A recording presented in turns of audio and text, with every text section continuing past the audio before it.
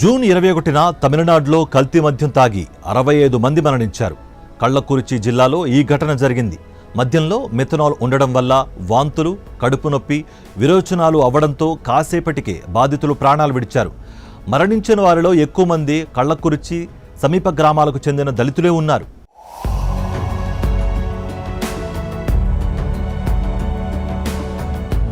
ప్రతి ఏడాదిలాగే 2024లో కూడా భారీ వర్షాలు, వరదలకు అనేక మంది ప్రాణాలు కోల్పోయారు.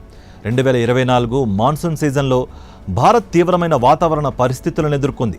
భారీ వరదలతో 1492 మంది ప్రాణాలు కోల్పోయారు. రాజస్థాన్, పంజాబ్, హర్యానా, ఢిల్లీతో పాటు పలుచోట్ల వరదలు, కొండచర్యలు విరిగిపట్టడంతో జూన్ 11న ఒక్కరోజే 20 మంది మరణించారు.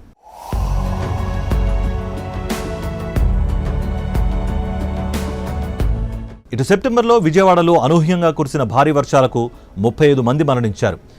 ఒక రోజులోనే 29 సెంటీమీటర్ల వర్షపాతం నమోదవడం కృష్ణా, బుడమేరు నదులను ముంచెత్తింది.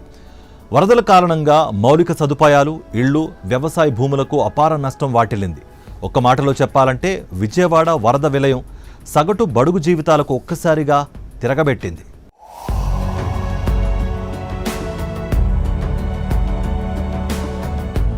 ఆగస్టు 21న అనకాపల్లి జిల్లా రాంబిల్లి మండలం అచ్యుతాపురం ఫార్మాసెజ్లోని Essentia advanced science private limited కంపెనీలో రియాక్టర్ పేలింది.